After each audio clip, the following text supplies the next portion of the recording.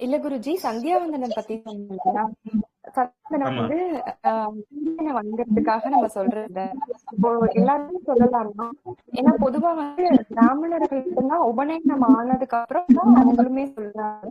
அதுதான் வழக்கத்துல இருக்கு. அப்படிதான் பிராமணர்கள் மட்டும்தான் சொல்லணுமா? அப்புறம் ஆண்கள் மட்டும்தான் செய்யணுமா? இல்ல எல்லாருமே செய்யலாமா? பெண்களும் செய்யலாமா? காயத்ரி மந்திரம் எல்லாம் பெண்கள் சொல்லக்கூடாதுன்னு சொல்றாங்களே.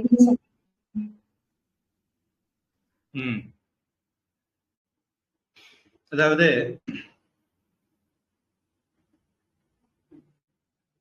பொதுவான நடைமுறை அப்படிங்கிறது இன்னைக்கு நடைமுறையில் இருந்துட்டு இருக்கிறத சொல்றேன். மனுஸ்மிருதி படியும் இன்னைக்கு கிடைக்கக்கூடிய மனுஸ்மிருதியிலையும் இப்படித்தான் இருக்கு. மனுஸ்மிருதியில 10வது அத்தியாயத்துல சொல்ற பிராமண கஷத்திரிய வைசிய சூத்திரர்கள் அப்படின்னு 4 பேரு தான் வர்ணங்கள் தான் உண்டு, 5வது ஒரு வர்ணம் கிடையாது அப்படின்னு சொல்ற மனு பிராமண கஷத்திரிய வைசியர்கள் 3 பேருக்கும் உபநயனம் அப்படிங்கிறத வச்சிருக்கிறார். இதுல இந்த 3 பேருக்கும் அதனால துஜர்கள் அப்படின்னு பேர் இருக்கு. அதனால துஜோத்தம அப்படின்னு கீதையில முதல் அத்தியாயத்துல வரும்போது துஜர்களில் உத்தமரான பிராமணரான துரோணர் அப்படின்னு நம்ம அர்த்தம் எடுத்துக்கிறோம். துஜோத்தமங்கிறது துஜனும் உத்தமனும் அப்படியும் அர்த்தம் எடுக்கலாம். துவந்துவ சமாசமாட்டு இல்ல தத்புருஷமாட்டு துஜர்களில் சிறந்தவர் அப்படியும் எடுத்துக்கலாம். அப்படி தத்புருஷமா எடுத்தா பிராமணர்கள் அப்படிங்கிற அர்த்தத்தையும் எடுத்துக்கலாம். அதனால 3 பேருக்கு இது உண்டு. அதுல யாருக்கும் இந்த மாற்று கருத்தும் கிடையாது. பிராமண கஷத்திரிய வைசியர்கள் 3 பேருக்கும் உபநயனம் உண்டு, சந்தியாவந்தனம் உண்டு, வேத பாடம் உண்டு, குருகுலவாசம் உண்டு, எல்லாம் உண்டு. 64 கலைகளை எல்லாம் சொல்லிக் கொடுப்பாங்க. இப்ப இதுல விடுபட்டு போனது சூத்ரர்கள். இப்ப இந்த 3 பேர்ல பெண்கள் அவங்களுக்கு உண்டா அப்படிங்கிற ஒரு கேள்வி.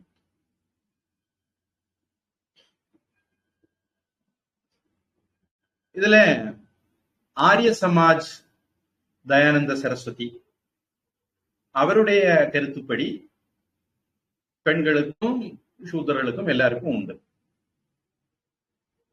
அதுக்கு அவர் சில முன் உதாரணங்களை வேத மந்திரங்களை எல்லாம் காட்டுறாரு. சிவபெருமான் பார்வதிக்கு சொன்னார் அப்படின்னு பல இடங்கள்ல வருது. இப்படி வேதங்கள்ல ரிஷி பத்தினிகள் பார்க்கிறோம், ரிஷிகளையும் பார்க்கிறோம், பெண் ரிஷிகளையும் பார்க்கிறோம் வேதங்கள்ல. காத்யாயனி, மைத்ரேயி, கார்கி. கார்கி மாதிரிப்பட்டவங்கள பிரம்மவாதினிகள் அப்படிம்பாங்க. பிரம்மவாதினிகள் அப்படின்னு சொல்லக்கூடியவங்க ஒரு ஹையஸ்ட் ஆர்டர் ஆஃப் ரிஷிகள். எந்த அளவுக்கு அவங்க உயர்ந்ததுன்னா அவங்களுக்கு உடல் நினைப்பே இருக்காது. அதனால அவங்க ஆடைகள் கூட இல்லாம திகம்பரர்களாக இருக்கக்கூடிய வகையை சேர்ந்தவங்க. யாக்ஞவல்கிய மகரிஷிட்ட வேற யாரும் கேள்வி கேட்காம உட்கார்ந்திருந்த போது கார்கி தான் கேள்வி கேட்கிறா அப்படின்னு பிருகதாரண்யக உபனிஷத் சொல்லுது. ஆதிசங்கருக்கும் மண்டனமிஸ்வருக்கும் வாதம் வரும்போது அவருடைய மனைவி உபயபாரதி, சரஸ்வதி அம்சமான உபயபாரதி அல்லது வேறையும் ஒரு பேர் அவங்களுக்கு சொல்லுவாங்க, அந்த அம்மா நடுவரா இருந்தாருன்னு நம்ம பார்க்கிறோம். அப்புறம் சரஸ்வதி தான் கலைகளுக்கெல்லாம் தாய் அப்படிங்கிறத பார்க்கிறோம். இந்த மாதிரிப்பட்ட காரணங்களால பெண்களுக்கும் வேதத்துல உரிமை உண்டு, பெண்களும் வேதம் படிக்கலாம் அப்படின்னு ஆரிய சமாஜிகளுடைய அபிப்பிராயம்.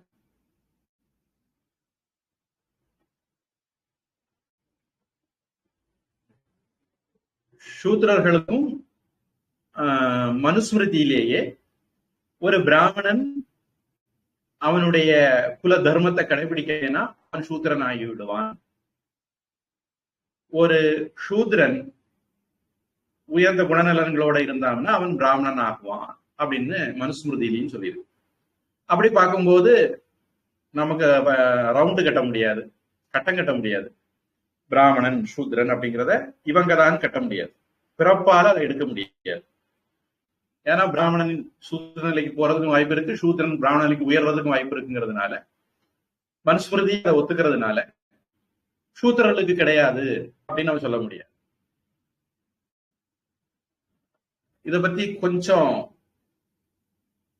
சில பாயிண்ட் சாதன பஞ்சகம் வகுப்புல, போன வகுப்பு அல்லது அதுக்கு முந்தின வகுப்புல சொல்லி இருக்கிறேன். இதுக்கு பின்னாடி இருக்கக்கூடிய லாஜிக்கலான நடைமுறை காரணம் என்ன அப்படின்னு சொல்லி இருக்கிறேன். அதனால ஒருத்தர் சூத்திர வாழ்க்கையை தேர்ந்தெடுத்தால் அவர் வேதம் படிக்க மாட்டார், படிச்சா அது சரிக்காது. பிராமண கஷத்திரிய வைத்திய வாழ்க்கையை தேர்ந்தெடுத்தால் மட்டும்தான் அவருக்கு இதை படிக்கிறதுக்கான நேரம் எல்லாம் இருக்கு. ஒரு உதாரணத்துக்கு, வீட்டுல புருஷன் காலையில எழுப்பி யோகா, பிராணாயாமம், மெடிடேஷன் எல்லாம் பண்ணலாம். ஆனா வீட்டம்மா பண்ண முடியாது. ஏன்னா அவங்க காலையில எழும்பி குளிச்சு முத்தந்தூத்து சமையல் பண்ணி பிள்ளைகளை பள்ளிக்கூடத்துக்கு அனுப்பி புருஷனை வேலைக்கு அனுப்பி இதெல்லாம் பண்ணி வரும்போது அவங்களுக்கு இடையில யோகா இதுக்கெல்லாம் நேரம் இருக்காது. ஒருவேளை அவங்களுக்கு அதெல்லாம் பண்ணணும்னா வீட்டுல யாராவது வேலைக்காரங்க இருக்கணும், இதெல்லாம் பார்க்கணும். வேலைக்காரங்க இதெல்லாம் பாக்குறதா இருந்தா தான் அவங்களுக்கு இதுக்கான நேரம் கிடைக்கும். அப்போ சூத்திரர்கள் வீட்டுல இருந்தால்தான் எஜமானி அம்மா யோகா மெடிடேஷன் எல்லாம் பண்ண முடியும். அல்லைன்னா எஜமானி அம்மா வீட்டு வேலையெல்லாம் பார்த்துக்கணும். என்ன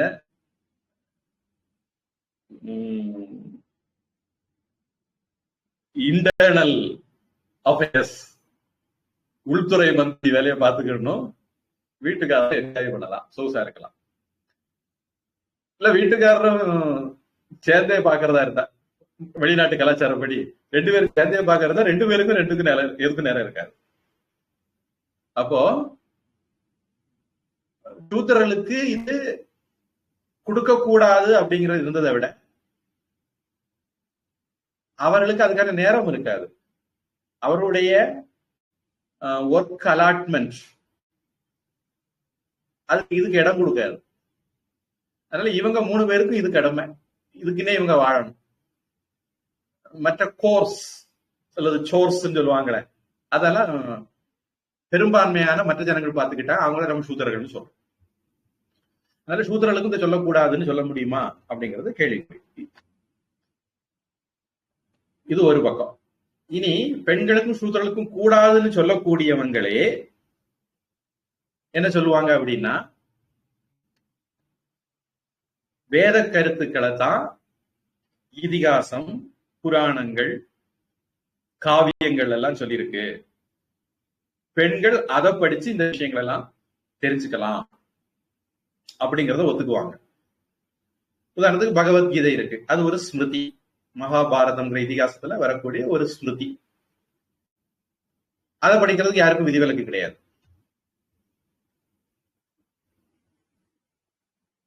இது ஒண்ணு. அப்புறம் இப்போ ஒரு வீட்டுல குருகுலத்துல பெண் குழந்தை இருக்கு, அது இது மந்திரங்கள் எல்லாம் கேட்டுதான் வளரும். அப்பா பெரிய வித்வான் அப்படின்னா கம்பன் வீட்டு கட்டுத்தறியின் கவி பாடும். நம்ம நிறைய வரலாற்று சம்பவங்களே பார்க்கிறோம். பெரிய அறிவாளிகளான அப்பாவுக்கு அறிவாளிகளான பெண் பிள்ளைகள் இருந்திருக்காங்கிறது நிறைய வரலாறு இருக்கு. இந்த இடத்துல நான் ஒரு விஷயம் சொல்றேன், அந்த காலத்துல கோ எஜுகேஷனல் சிஸ்டம் கிடையாது. ஆண்கள் பள்ளிகள், குருகுலங்கள் மட்டும்தான் இருந்ததாக தகவல்கள். என்னுடைய அறிவுக்கு இதுவரைக்கும் வேற விதமா தகவல் வரல. ஆண்கள் படிக்கிற பள்ளிகள் மட்டும் இருந்தது. ஆனா பெண்களும் அறிவாளிகளாக இருந்தாங்க நம்ம தெரிஞ்சுக்கிறோம். அப்ப அது நம்ம என்ன யூகிக்கலாம்? பெண்கள் தன்னுடைய தந்தையாலோ அல்லது கணவனாலோ கற்றுக் கொடுக்கப்பட்டிருக்கிறார்கள் அப்படிங்கிறத நம்ம தெரிஞ்சுக்கணும். ராமகிருஷ்ணர் வாழ்க்கையில ராமகிருஷ்ணர் சாரதா தேவிக்கு படிப்பிச்சு கொடுத்தார் அப்படின்னு நம்ம பார்க்கிறோம். சக்கர வியூகத்துக்குள்ள எப்படி போகிறது அப்படின்னு பேசிட்டு இருக்கும்போது சுபத்ராக்கில இருந்து உறங்கிட்டு இருந்தா அப்படிங்கிறத நம்ம பார்க்கிறோம். அதனாலதான் வயத்துல இருந்து அபிமன்யு படிச்சுக்கிட்டாரு அப்படிங்கிறத பார்க்கிறோம். அதனால கோ எஜுகேஷன் சிஸ்டம் அந்த காலத்துல திட்டமிட்டே வைக்கல அப்படின்னு நான் நினைக்கிறேன். அப்படி வச்சிருந்தா இன்னைக்கு உள்ள அத்தனை அட்டூழியங்களும் அல்லது அநாகரிகங்களும் நடக்கும் அப்படிங்கிறத தவிர்க்கிறதுக்காக வேண்டி கோ எஜுகேஷன் சிஸ்டம் அந்த காலத்துல வைக்காம இருந்திருக்கலாம். இப்ப இன்னைக்கு இந்த காலத்துல எந்த பிள்ளைகளுக்கும், முக்கியமா இப்ப இருக்கக்கூடிய டீனேஜ் தலைமுறை பிள்ளைகளுக்கு அப்பா அம்மா மேல எந்த நன்றியும் கிடையாது. அவங்க ஆடு மாடு மாதிரி யாராவது ஒரு ஆளை எடுத்துக்கிட்டு ஓடி போயிட்டே இருப்பாங்க. பிரம்மச்சரியம்னா என்ன அப்படி நம்முடைய சாஸ்திரங்கள் சொல்லும் போது படிக்கிறத தவிர வேற எதுலயும் கவனம் போகக்கூடாது அப்படிங்கிறது விலாவாரியா சொல்லப்பட்டிருக்கு. அவங்க அழகுபடுத்தக்கூடாது, மேக்கப் பண்ணக்கூடாது, மினுக்கக்கூடாது, அலங்காரம் பண்ணக்கூடாது, வாசனை திரவியங்கள் பயன்படுத்தக்கூடாது, வாய்க்கு ருசியா சாப்பிடக்கூடாது, இப்படி நிறைய விஷயங்கள் இருக்கு. அப்போ படிப்பை தவிர வேற எதுலயும் அவங்க கவனம் போகக்கூடாதுங்கிறது அந்த விதிகளுக்கு பின்பக்கம் பின்னாடி இருக்கக்கூடிய காரணம் நம்ம புரிஞ்சுக்கலாம். அப்படி இருக்கும்போது அவர்கள் கோ எஜுகேஷனை அனுமதிக்கல. ஏன்னா டீனேஜ் அப்படிங்கிறது அது ஒரு பருவ கோளாறு அப்படின்னு சொல்ல பெருமை பெற்ற ஒரு வயசு அது. அதனால இப்ப பூஜ்ய சுவாமிஜி சொல்லுவாங்க, பழைய காலத்துல இந்த பிரச்சனையே கிடையாது, என்ன டீனேஜ் கிரைசிஸா ஏதோ ஒரு வார்த்தை இப்ப பயன்படுத்துறாங்க, அந்த பிரச்சனையே அந்த காலத்துல கிடையாது. ஏன் அப்படின்னா 6 வயசு சுமாருக்கு பழைய பத்தி அனுப்பிடுவாங்க குருகுலத்துக்கு. அவன் அங்க படிச்சு முடிச்சுட்டு வர்றதுக்கு 24 அதுக்கு மேல ஆயிடும். இப்ப டீனேஜ் முழுக்க அவன் குருகுலத்துல இருப்பான். குருகுலத்துல குரு பத்தினி இருப்பாங்க. அவங்க கிட்ட அவன் ஸ்ட்ரிக்டா தான் வளர முடியுமே தவிர வேற விதமா வளர முடியாது. அம்மா கிட்ட அப்பா கிட்ட செல்லம் கொஞ்சம் மாதிரி கொஞ்சம் முடியாது. எனக்கு நீ ஏரோப்ளைன் மாதிரி சத்தம் போடுற பைக் வாங்கி தந்தா தான் நான் ஸ்கூலுக்கு போவேன், எனக்கு டச்சு மொபைல் வாங்கி தந்தா தான் நான் படிப்பேன், இல்ல எனக்கு லேப்டாப் வாங்கி தரணும் அல்லது டேப்லெட் வாங்கி தரணும், இப்படி எல்லாம் அடம்பிடிக்க முடியாது. அம்மா அப்பாவுடைய இலக்காரம் பிள்ளைகளுக்கு கிடைக்காது. அதனால இந்த டீனேஜ் ப்ராப்ளம் கிரைசிஸ் அந்த காலத்துல அம்மா அப்பா யாருக்கும் கிடையாது. ஏன்னா பிள்ளை வீட்லயே இருக்க மாட்டான். நான் தான் நரேந்திர மோடிக்கு சொன்னேன், இந்த டீனேஜ் இப்ப சமயத்துல பிடிச்சு மிலிட்டரியில போட்டு ட்ரைனிங் கொடுங்க அப்படின்னு. அவர் என்ன நினைச்சாரோ என்னமோ தெரியாது, டீனேஜ் முடிச்ச பிறகு மிலிட்டரி ட்ரைனிங் கொடுக்குறேன்னு சொல்லிட்டு அக்னி வீர தொடங்கியிருக்காரு. டீனேஜ் பிள்ளைய உருப்படணும்னு நினைச்சிட்டு நான் சொல்லி பார்த்தேன், அவரு கேட்கல. எதுக்கு சொல்ல வரேன், அதனால அந்த காலத்துல கோ எஜுகேஷன் சிஸ்டம் இல்ல, ஆண்கள் மட்டும் படிப்பாங்க. பெண்களுக்கு வீட்டிலேயே படிப்பிக்கிற முறை இருந்திருக்கணும். ஏன்னா நிறைய பெண்கள் அறிவாளிகளை நம்ம பாக்குறோம். ஆனா குருகுலத்துல பெண்கள் படிச்சதா நம்ம பாக்கல, பெண்களுக்கு குருகுலம் இருந்ததா நம்ம எங்கேயும் பார்க்கல. அப்ப தேவதத்தக திவான புந்தே, தேவதத்தன் பகல்ல சாப்பிடறது இல்ல, ஆனா நல்ல கொழுத்து இருக்கான் அப்படின்னா நாம யூகிச்சுக்கிட வேண்டியதான், அவன் சாப்பிடுறான் அப்படின்னு. அத மாதிரி பெண்களுக்கு குருகுலம் இல்ல, ஆனா பெண்கள் அறிவாளிகளா இருந்திருக்காங்க. அப்ப நாம யூகிச்சுக்கிட வேண்டியதான், அப்பா கணவர்கள் கிட்ட அவங்க படிச்சிருக்காங்க அப்படிங்கிறத நம்ம யூகிச்சுக்கிட வேண்டியதான். அதனால நான் ஒரு விஷயம் சொல்லிட்டு வந்துட்டு இருந்தேன், பெண்களுக்கும் சூத்திரர்களுக்கும் காயத்ரி உபநயனம் எல்லாம் இல்லைன்னு, வேதங்கள் எல்லாம் இல்லைன்னு சொல்லக்கூடியவங்களே கூட அவங்க இதிகாச புராணங்கள் கீதையெல்லாம் ஒத்துக்குவாங்க. அவங்க பெண்கள் காயத்ரிக்கு நிகரான ஸ்லோகங்களை சொல்லலாம்னு ஒத்துக்குவாங்க. யோதேவ சவிதா ஸ்மாகம் தியோ தர்மாதி கோச்சராக பிரேரயேத் தஸ்ய யத்பர்கஹ தத்வரேண்யம் உபாஸ்மஹே. இந்த ஸ்லோகம் இதுக்கு முன்னாடி சொல்லியிருக்கிறேன்னு நினைக்கிறேன். இந்த ஸ்லோகம் வந்து காயத்ரி மந்திர அர்த்தத்தை தழுவின ஒரு ஸ்லோகம். இதை சொல்லலாம், அதை சொல்றதுக்கு எந்த தடையும் இல்லை அப்படின்னு அவங்க ஒத்துக்குவாங்க. பூஜ்ய சுவாமிஜி அவங்கள பத்தி ஒரு அபிப்பிராயம் சொல்லுவாங்க. இந்த பழம் பஞ்சாங்கங்கள் இருக்குது, ஆர்த்தடாக்ஸ் பீப்புள், அவங்க எப்பவுமே இந்த மாடர்ன் பீப்புளுக்கு பின்னாடி வாழை கடிச்சிட்டே போவாங்க. முதல்ல சமுதாயத்துல சீர்திருத்தம், புரட்சி எல்லாம் வரும், அதுக்கு பிறகு இவங்க மாறுவாங்க அப்படிங்கிற மாதிரி பூஜ்ய சுவாமிஜி இவருடைய ஒரு அப்சர்வேஷன். அதனால நாம இந்த விஷயத்துல பூஜ்ய சுவாமிஜி பொதுவா இதை பத்தி எல்லாம் யோசிக்கிறது இல்ல. பூஜ்ய சுவாமியுடைய கோர்ஸ்ல காலையில பூஜை உண்டு. பூஜையில கோர்ஸ் ஸ்டூடெண்ட்ஸ் எல்லாரும் போவாங்க. யார் யாருக்கு படிக்க தெரியுமோ படிப்பாங்க, யார் யாருக்கு படிக்க தெரியாதோ அவங்க கத்துக்குவாங்க. கோர்ஸ்லயே இதெல்லாம் சொல்லி கொடுக்கிற இதுவும் உண்டு. ஆண்கள் பெண்கள் வித்தியாசம் இல்லாமலும், இந்தியர்கள் மிலேச்சர்கள் ஃபாரினர்ஸ் அப்படிங்கிற வித்தியாசம் இல்லாமலும், அப்கோர்ஸ் நாம யாருடைய ஜாதியும் கேட்கறது இல்லை, அதனால ஜாதி வித்தியாசம் இல்லாமலும் பூஜ்ய சுவாமிஜி, ஆர்ஷ வித்யா தயானந்த சரஸ்வதி சாமிஜியும் அந்த மாதிரிதான் சொல்லி கொடுக்குறாங்க. அதனால நாம இதை பத்தி ரொம்ப அலட்டிக்கிறது இல்லை. விவேகானந்த சாமி சொல்றார், யாருக்கு தேடுதல் இருக்கோ அவங்களுக்கு கத்துக் கொடுங்க. இந்த மாதிரி பழங்கால ரூல்ஸ் எல்லாம் பேசி மக்களுக்கு இதை கொண்டு சேர்க்காம இருக்கிற பழக்கத்தை விடுங்க. காடுகளிலும் மலைகளிலும் குகைகளிலும் மறைந்து கிடக்கும் வேத உபனிஷத கருத்துக்களை குடிசைகள் தோறும் வாரி இறையுங்கள் அப்படிங்கிறது மாதிரி விவேகானந்த சாமி சொல்றார். நாம வந்து உயர்ந்த கருத்துக்களை சொல்லுவோம், தகுதி உள்ளவனுக்கு சொல்லணுங்கிறது நல்ல விஷயம்தான்.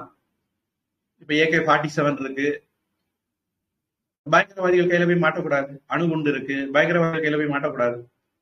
அதனால தகுதியான கையில போகணுங்கிறது நல்ல விஷயம்தான். ஆனா அதுக்காக வேண்டி சாஸ்திரங்களை ஒழிச்சு வைக்க வேண்டாம். நாம கொடுப்போம், தகுதியானவங்க புரிஞ்சுக்குவாங்க, கிரகிச்சுக்குவாங்க. தகுதி இல்லாதவங்க புரிஞ்சுக்கிட மாட்டாங்க. ஆச்சரியவத் பஷ்யதி கச்சிதேனம் ஆச்சரியவத் வததி ததைவ சான்யக அப்படின்னு கீதை. குஷலோ அஸ்ய வக்தா குஷலோ அஸ்ய லப்தா அப்படிங்கிறது கட்டோபனிஷத். குரு சொன்னாலும் சிஷியனுக்கு புரியணும்னு இருக்க, சிஷியனுக்கு தகுதி இருந்தா தான் புரியும்.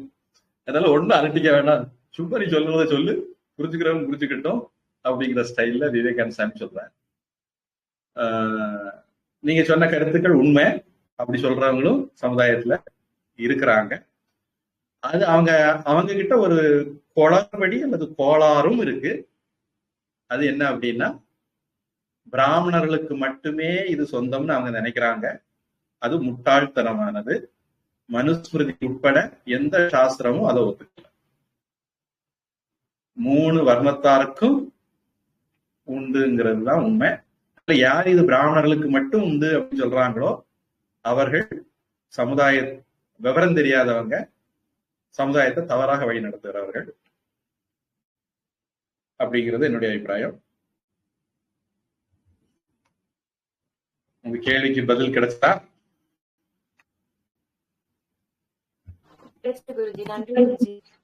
எப்பவுமே இந்த வருத்தம் இருக்கு குருஜி, நிறைய இந்த மாதிரி நினைச்சு மட்டும்தான் சொல்லி ரெஸ்ட்ரிக்ட் பண்ணி உங்களோட இந்து மதத்துல இருக்க நல்ல விஷயங்கள் எல்லாம் எல்லாருக்கும் போக முடியாம போயிடுச்சோ அப்படின்னு. இல்ல, இன்னும் ஒரு விஷயம் வேணா கூடுதலா சொல்லியிருந்தேன். அதாவது கர்ம காண்டம் அப்படிங்கிற வேத பகுதிக்குத்தான் இந்த மாதிரி சில சட்டத்திட்டங்கள் ஒத்து வரும், அதாவது கடைபிடிக்கப்படும். வேதத்துல 2 பகுதி இருக்கு, கர்ம காண்டம், ஞான காண்டம். இதுல ஞான காண்டம் வந்து எந்த விதமான வரையறைகளுக்கும் உட்படாதது. ஞான காண்டம் வந்துட்டீங்கன்னா, அதாவது ஒரு வேள்வி பண்ணணும் அப்படின்னா, கல்யாணம் பண்ணிருக்கணும், குழந்தை பெற்றிருக்கணும், இப்படியெல்லாம் ரூல்ஸ் வரும். வேள்வி பண்றவங்களுக்கு ஒவ்வொரு வேள்வியை பொறுத்து ரூல்ஸ் வித்தியாசப்படலாம். சபிதா தானம்னா பிரம்மச்சாரியா இருந்தாலும் போறோம், வேற எந்த இதுனாலும் கிரகஸ்தனா இல்லறத்தானா இருக்கணும். அதற்கு பிறகு அவங்க சத்தியாதானம் ஒழுங்கா பண்ணியிருக்கணும், சமிதாதானம் பண்ணியிருக்கணும், அக்னிகோத்திரம் பண்ணியிருக்கணும். அப்படிலாம் இருந்தா தான் அதுக்கு அடுத்த யாகங்களுக்கு போக முடியும். அதுல கர்மகாண்டம்னு வரும்போது இந்த மாதிரி சட்டத்திட்டங்கள் ஈடுபடும் அல்லது சட்டத்திட்டங்கள் குறுக்க வரும். ஞான காண்டம்னு வந்துட்டால், மோட்சம்னு வந்துட்டால் இது எல்லாமே ஒதுங்கி நிக்கணும், அடிபட்டுரும். இத நிறைய பேர் புரிஞ்சுக்கிறது இல்லை. மோட்ச மார்க்கத்துல இருக்கிறவங்களுக்கு, அதாவது பக்தர்களுக்கு, ராமானுஜர் அதனாலதான் எல்லாருக்கும் நாராயண மந்திரத்தை கொடுத்தார், எல்லாரையும் ஹரிஜனங்கள்னு ஏத்துக்கிட்டார், பக்தர்கள் எல்லாரும் ஒரு ஜாதி தான் அப்படிங்கறதெல்லாம் கொண்டு வந்தார். அது சரியான அணுகுமுறை. வேதாந்தத்தினுடைய அணுகுமுறை அதுதான். ராமானுஜர் விசிஷ்டாத்வைதமா இருந்தாலும் அது ஒரு வேதாந்தம் தான். சங்கரர் அத்வைதமா இருந்தால் அது ஒரு வேதாந்தம் தான். வேதாந்தம்னு வரும்போது, ஞான காண்டம்னு வரும்போது, உபனிஷத்துன்னு வரும்போது அங்க கீழ் மேல், அந்த ஜாதி இந்த ஜாதி, அந்த வர்ணம் இந்த வர்ணம், ஆண் பெண், இந்த வித்தியாசம் எல்லாம் அடிபட்டுரும். ஏன்னா வேதாந்தம் சொல்லக்கூடியது, உபனிஷத் சொல்லக்கூடியது எல்லாமே ஒண்ணுதான். கடவுள் மட்டும்தான் இருக்கார். இந்த உலகம் இதுல இருக்கிறது எல்லாம் கடவுள் தான். கடவுளை தவிர வேற எதுவும் இல்லை. ஈஷாவாசியம் இதம் சர்வம். எல்லாம் கடவுள் அப்படிங்கிற போது அங்க ஏற்றத்தாழ்வுக்கு இடம் இல்லை. நம்முடைய சரீரத்துல, நம்முடைய பேரு வடிவத்துல அல்லது உபாதியில வித்தியாசம் இருக்கு. நீங்க பெண், நான் ஆண், வித்தியாசம் இருக்கு உடல் அளவுல. ஆனா மனசு அப்படின்னு வந்துட்டா நமக்குள்ள எந்த வித்தியாசமும் கிடையாது. இதுவே புத்தி, ஆத்மா அப்படிங்கிற அளவுக்கு போயிட்டோம்னா இந்த வித்தியாசங்கள் இன்னும் குறையும். ஏன்னா மனசுன்னு சொன்னா கூட பெண்களுடைய மனசு ஒரு மாதிரி இருக்கும், ஆண்களுடைய ஒரு மனசு ஒரு மாதிரி இருக்கும், யாராவது சொல்லலாம். ஆத்மா அப்படின்னு போயிட்டா அது அங்க ஆணென்றும் பெண்ணென்றும் பேதம் இல்லை, பிராமண கத்திரிய வைசியர்கள் பேதம் இல்லை, கிரகஸ்தன் பிரம்மச்சாரி வானப்பிரஸ்தன் பேதம் இல்லை. ஆத்மாவுக்கு எந்த பேதமும் கிடையாது. அதனால ஆத்ம நிலையில இருந்து பார்க்கும்போது யாருக்கு முமுட்சுத்துவம் இருக்குதோ, முக்தி அடையணுங்கிற ஆசை இருக்குதோ, கடவுளை அடையணுங்கிற ஆசை இருக்குதோ, கடவுளை அறியணுங்கிற ஆசை இருக்குதோ, ஜிக்ஞாசா அப்படின்னு சொல்லுவாங்க, இப்படிப்பட்டவங்களுக்கு இந்த சட்டத்திட்டங்கள் எதுவும் பொருந்தாது. அதனாலதான் நாம நம்ம ஆசிரமங்கள்ல பூஜ்ய சுவாமிஜி இதை எதுவும் கடைபிடிக்கிறது. ஏன்னா அங்க வரக்கூடியவங்க எல்லாருமே பிரஸ்தானத்திரையம் படிக்கணும்னு வருவாங்க, சாஸ்திரம் படிக்கணும்னு வர்றவங்க, அவர்களுக்கு முக்தியை தேடுறவங்க, அவங்களுக்கு இந்த சட்டத்திட்டங்கள் பொருத்தாது. அப்படிங்கிறதுனாலதான் நாம அதை கடைபிடிக்கிறது இல்லை. இந்த ஒரு பாயிண்டையும் இதெல்லாம் சொல்றவங்க கோட்டை விட்டுருவாங்க. சொல்றவங்க கர்மகாண்டிகளா இருப்பாங்க, இல்லறத்தார்களா இருப்பாங்க, அவங்களுக்கு வேணா அது பொருந்தலாம். ஞான காண்டத்துக்கு வந்தவங்களுக்கு அது பொருந்தாது, இல்லறத்தார்களா இருந்தாலும் பொருந்தாது, சன்னியாசிகளுக்கு இது பொருந்தவே பொருந்தாது, ஆன்மீக சாதகர்களுக்கு இது பொருந்தாது, பக்தர்களுக்கு இது பொருந்தாது. இந்த சட்டத்திட்டங்கள் இருக்கான்னா இருக்கு, அதுக்கு சாஸ்திரங்கள் இடம் கொடுக்குதானே இடம் கொடுக்குதுன்னே வச்சுக்குவோம். ஏன்னா மாற்று இது இருக்குன்னு சொல்லிட்டு ஆரிய சமாஜ் தயானந்த சரஸ்வதி சுவாமியுடைய கருத்து. நாம அதெல்லாம் ஒதுக்கி வச்சுக்கிட்டு விவாதத்துக்குள்ள போகாமலே பார்த்தா கூட இப்படி இருந்தா கூட இருந்துட்டு போட்டோம். அது ஞானகாண்டத்துக்கு உபனிஷத்துக்கு முக்கிய தேடக்கூடியவங்களுக்கு பக்தர்களுக்கு பொருந்தாது. அதனாலையும் அதை பத்தி நாம ரொம்ப அலட்டிக்க வேண்டியதில்லை. இப்ப நாம அந்த மாதிரி ஒரு நிலையில இருக்கிறவங்களுக்கு அது எந்த விதமான நம்ம சாஸ்திர விரோதமா போறோமா அப்படிங்கிற ஒரு ஐயம் வர வேண்டியது இல்லை. முக்தர்களுக்கு பக்தர்களுக்கு இது, அதாவது முமுட்சுகளுக்கு, முக்தர்ன்னு சொல்ல வேண்டாம், முமுட்சுக்களுக்கு, முக்தியை தேடுறவங்களுக்கு பக்தர்களுக்கு இது பொருந்தாது. இது இன்னும் ஒரு பாயிண்ட்.